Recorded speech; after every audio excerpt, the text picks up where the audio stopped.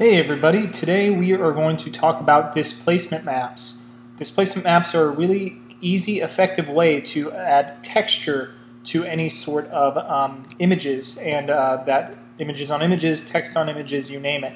So what we're going to do is we're going to start with opening up some displacements. We're going to build up to this. Now I've done this in class, but I want you guys to take note of what I'm going to do here.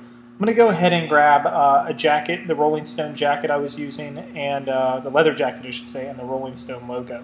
And I'm going to just kind of tear those off of one another, and just so we can take a look.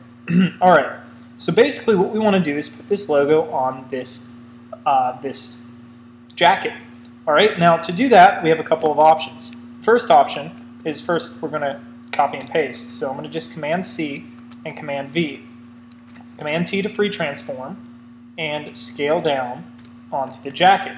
Now at this point I have a few options. First I'm going to close that down so we can focus just on this. And let's go ahead and grab our layers panel so you guys can see what I'm doing. And I'm going to call this one logo, and I'm going to call this one jacket. Alright, so we have our logo, we have our jacket. Now I grabbed the logo layer and I'm going to set it to multiply or overlay, depends on what you'd like. And you'll notice, well, we still see the white. Now, if we do multiply, we know multiply will kind of kill the white. That looks pretty good. So we have some options there. Now, normally what I like to do is just really non-destructively edit this. So in this case, I can just use my good old magic wand tool, make a quick mask. I should actually invert it before I do that. Make a quick mask, and there we go. So now I can go ahead and, you know, I think overlay just keeps some of that red color, and it looks really nice. All right.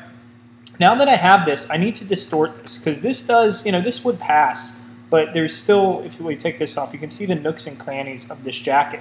So what I need to do for that is I need to select my jacket layer and then go to channels. And here's the secret step, so to speak. I'm going to find the channel with the highest contrast. Now, you can change this later, and I'll show you some methods in a second. But basically what I'm going to do is, let's say we pick the blue channel. I'm going to right click on the blue channel and I'm going to say duplicate channel. I'm going to duplicate my channel and I'm going to save this as displacement. Alright. And then I'm going to go ahead and make sure it's set to a new document. And that new document I will call jacket map. Alright. Once this is said and done, I'm going to hit OK. Now, here's the fun part.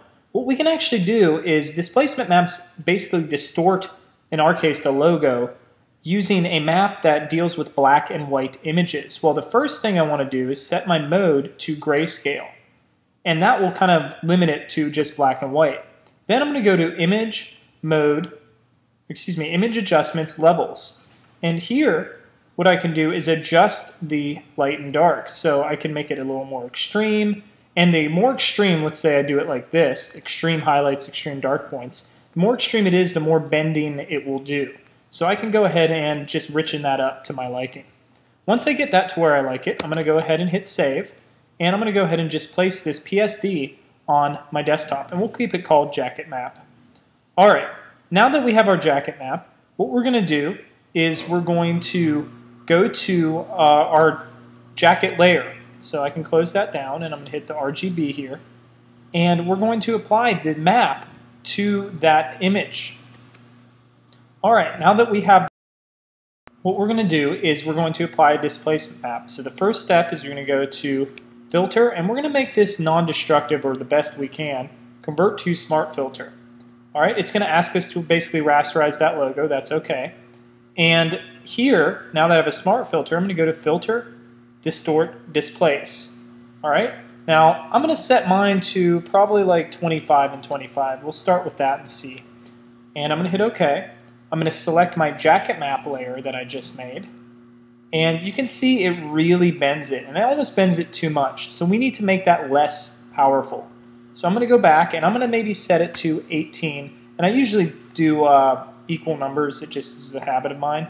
Select the jacket map again, and we're getting there, but we probably could use a little less, so 15. Now the reason my numbers are lower here is because I set this map to such a high contrast.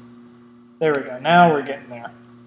So pretty good. We have some areas that obviously we could fix up. we could even go as low as probably 10 here and get a decent map. The only downside is you have to keep going and grabbing the map. There we go.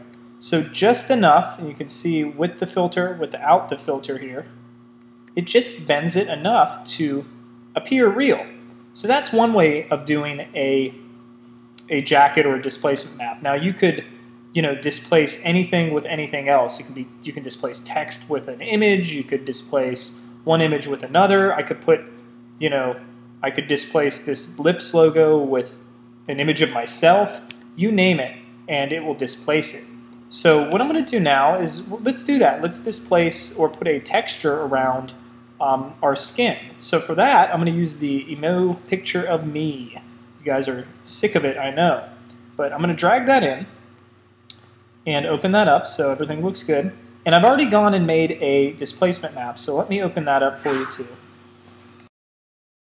Alright, so let's go ahead and open that displacement map up. You can see what I've actually done is adjusted it, but I've given it a slight Gaussian blur.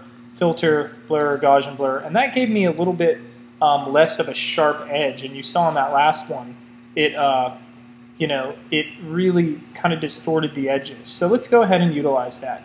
Okay, now we need some sort of texture. So I went and gotten a burlap texture, you can see right here, really high quality burlap, and dragged it to my Photoshop. I'm going to Command-C, copy, Command-V, paste. There it is. And I'm going to hit Command-T, and I'm going to just, for demo purposes, kind of stretch this out. Now, at this point, you can kind of rotate this any way you want, adjust it, you name it. We don't really need our channels, so let me go in here. And let's name this Displace Me.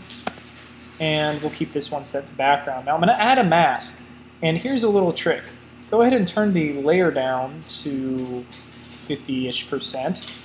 I'm going to hit B for brush here, and I'm going to erase, and I need to set my eraser to 100%. I'm going to erase everywhere where my face is not.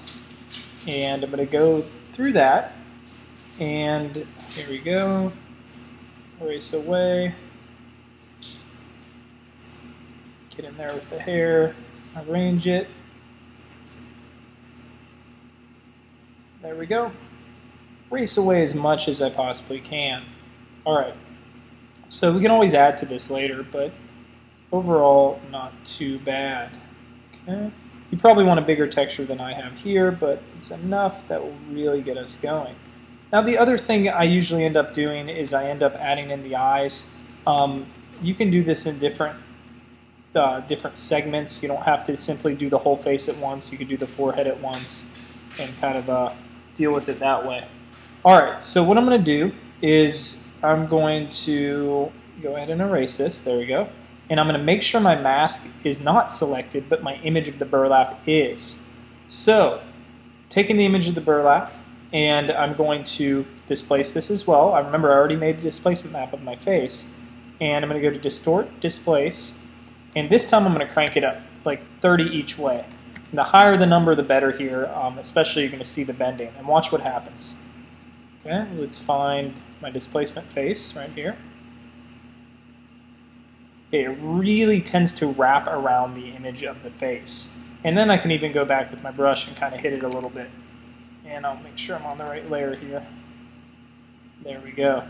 Alright, so you can see the before and after. It's really quite stunning. Alright, so now that I have that, let me hit X here and go back and paint some of this in. Kind of erase. There we go. And we can set this to, let's say, overlay. Now, overlay tends to sometimes be a little warm for this. And also what I need to do is go in and kind of not paint those eyeballs, because I don't want my eyeballs to have that texture right now. Maybe, tone down the lips. Now, at this point, let's add an adjustment layer, kind of get our color back. So we'll go back to new adjustment layer, and we'll do like hue and saturation. We'll do a clipping mask, and now that we have a clipping mask, you can see all I have to do is kind of tweak that color just to get it back to that burlap. So it's not as red, but we still hold the quality. Alright, so finally, what we have here is a, oops, and I need to make sure I'm painting on the right mask here. I'm going to paint that in a little bit. We have a really simple way to do kind of a doll technique. And my suggestion is to break this into different parts to be very meticulous. I kind of just rush through it for you guys, but you just want to be ever so slight with the methods that you use. Hopefully this has helped, and you know, what you can also do here is paint some of this area, dodge and burn. For instance, I can even do shadows, and I'll just even do this a cheap way. I'll just turn it down real low, get my brush with a low opacity, and kind of go in there and kind of deal with some of these shadows so you guys can see. Same goes with highlights, but enough just to get you kind of set up. And that's more of the extreme case, and I can even turn that down a little lower here.